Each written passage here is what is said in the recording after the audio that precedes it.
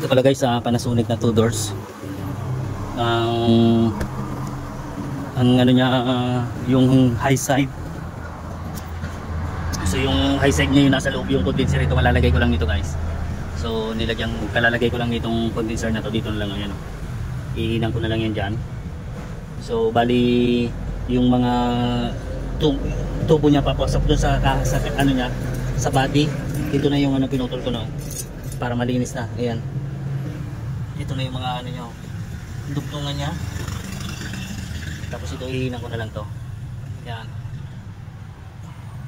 Ito na yung nilagay kong condenser na bago. Kasi yun wala nang ano yan eh. Tapos ito yung ano niya, low side.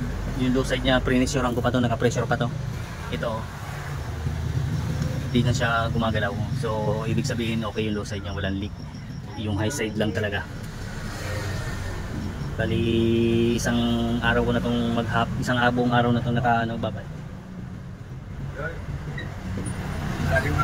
Isang buong araw na ito nakababad guys sa ano, wala nang ano yung pressure niya, yung high side. Yung low side ayan, meron pa rin. So ihinang ko na lang muna to para ano.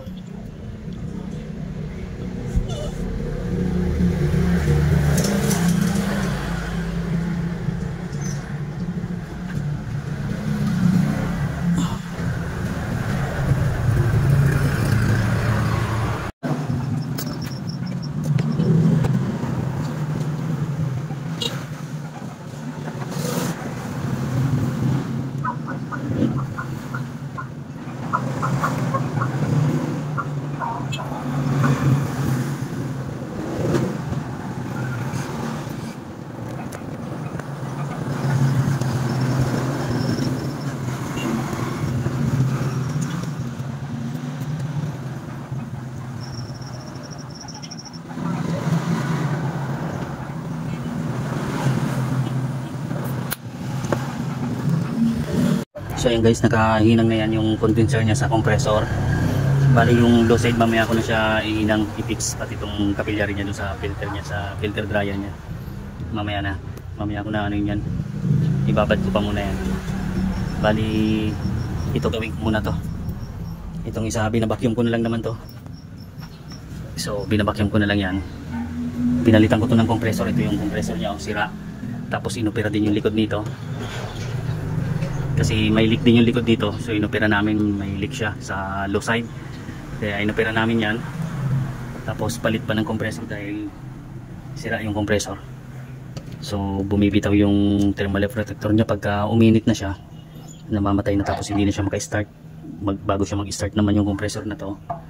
Bago naman siya mag-start, mga palalamigin niya muna oras. So kaya pinalitan ko na siya. Running condition lang yan. Hindi siya brand new na compressor, running condition lang siya. Kasi yun lang, hindi kaya ng may-ari yung budget ng brand new.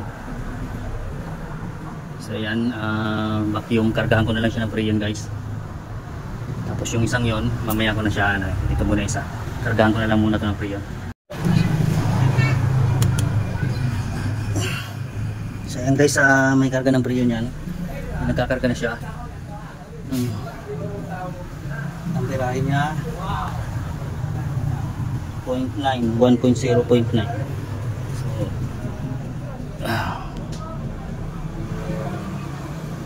yan, kargahan ko lang muna siya guys. Tapos ano ko lang muna yung freon niya, pulse ko lang para maano siya, matanggal yung moisture niya.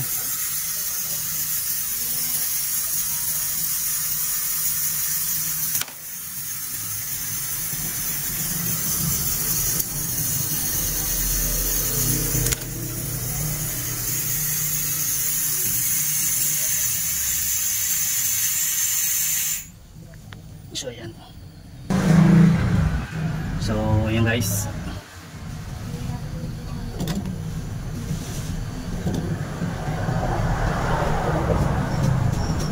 So ayan, mainit na yung kanyang condenser.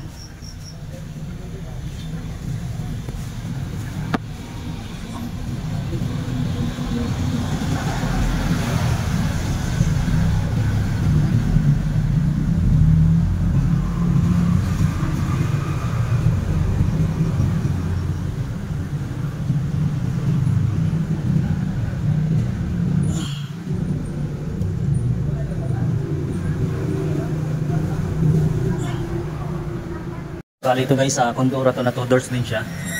Condura naman siya na 2 doors. So yan yung ano namin. Pinalitan ng compressor tsaka opera ng ano, yung likod niya inopera namin para dahil nandun yung leak niya sa low side. So ito naman isa palit lang ng ano to, ng naglagay lang kami ng condenser niya kasi yung may leak niya yung nasa loob ng body niya, yung condenser yung dito. So yun yung may leak kaya naglagay na lang kami dito. Condenser na lang sa labas. So mamaya gagawin ko na rin mamaya.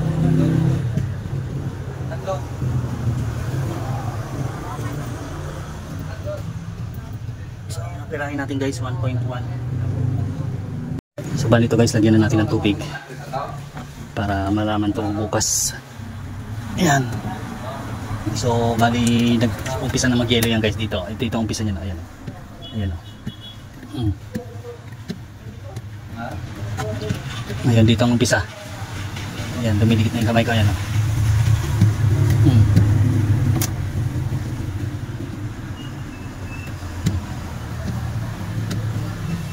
So linisin na lang din namin yan bago namin. Pagka natapos yan, lilinisin na lang din namin yung i-washing pa namin yan. Yung ilalim niya. So wala na palang ilaw to kundi na.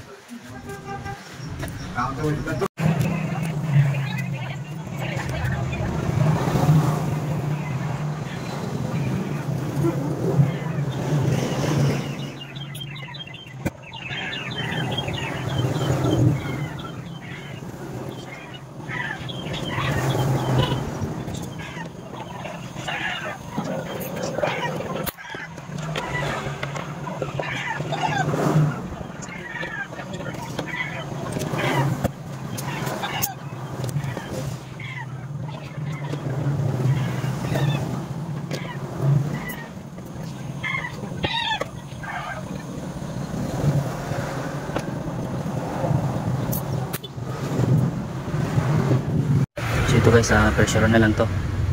Pinipressurean ko na tong isang ano, yung pinalit nilagyan namin ng condenser.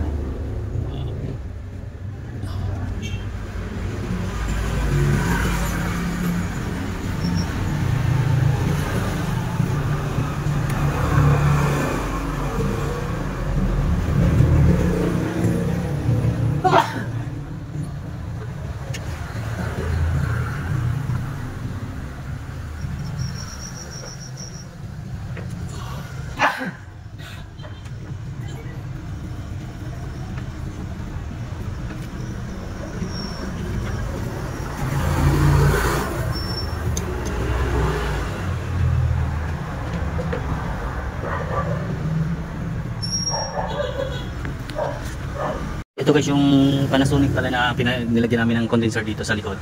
Naka-vacuum na yan guys. Anuin ko na lang to. Lagyan ko na lang to ng Freon. Itong isa okay na to. Bukas pwede na i-pinch up yung bukas pag hindi na siya nag-moist. Ito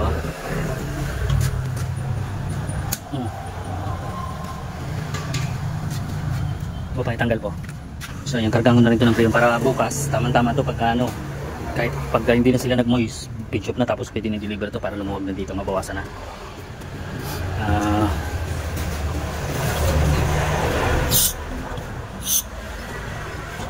Kargaan muna natin.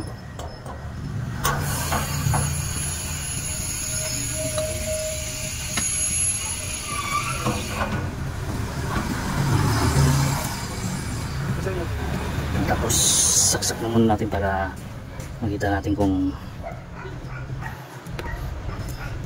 kasi kaya mas maganda yung magdamag siyang matesting dahil yung moisture niya, nag-aano yung moisture niya madaling araw sa gabi doon siya maano yung moisture kaya pag tinetesting namin magdamag talaga para malaman kung maano ng moisture pa.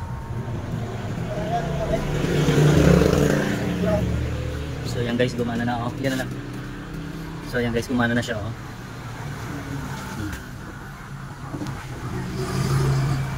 Tapos i-ano lang natin guys muna para matanggal yung moisture niya.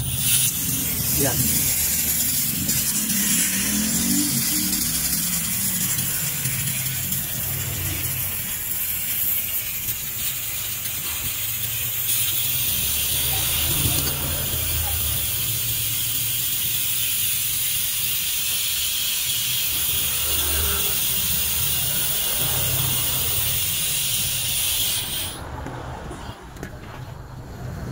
So ayan, naka-pinch off na ulit yun guys.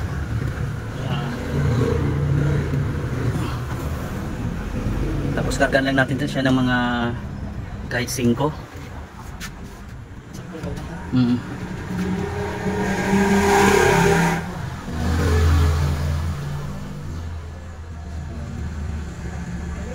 So ayan. Ligtas muna natin ulit. Double check lang. Tapos ayan o, yung condenser niya yan. Basahan po. So ayan yung karga niya guys. So 0 pa lang. Nasa 0 pa lang siya. So gawin ko lang siya mga 5 lang. Taas yun. 5 o kaya 8. Para bukas magkano naman to. Pagka nakompleto na yung lamin niya, magsisiro niya.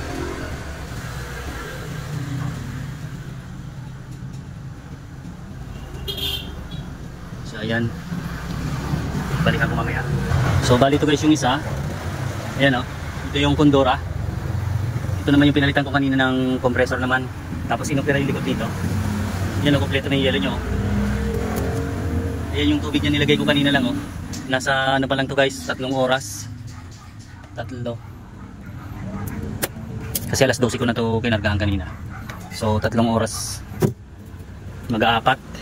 Pero yung tubig niya, ayan o. Matigas na. So ayan, okay na yan. Bukas pwede na i-deliver to pagka hindi na siya nag-moist. Tapos yung ilalim niya. So ayan guys, yung ilalim niya o.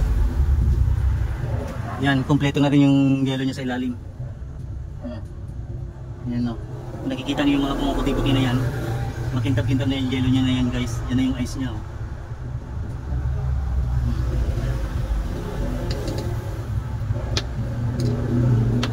So bali yung thermostat control pala nito wala dito.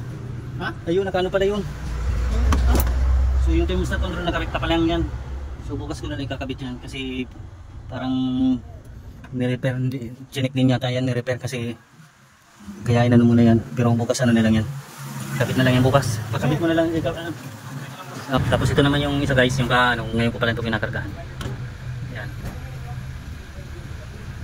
Ano yun na natin na kumpletuin ko lang yung karga niya. Para pwede na kami makauwi. Kasi mag-alas 5 na rin.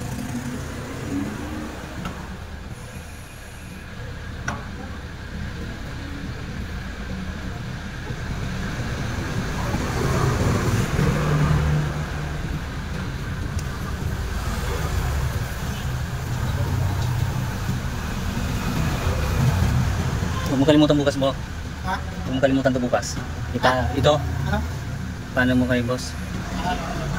Dito kami sa loob ng area. Sabagay. Ha? I-pinch ko na lang kaya yan o. Sarang nis pwede dito po?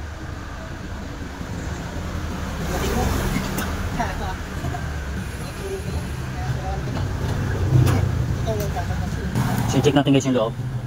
So yan. Ayan o.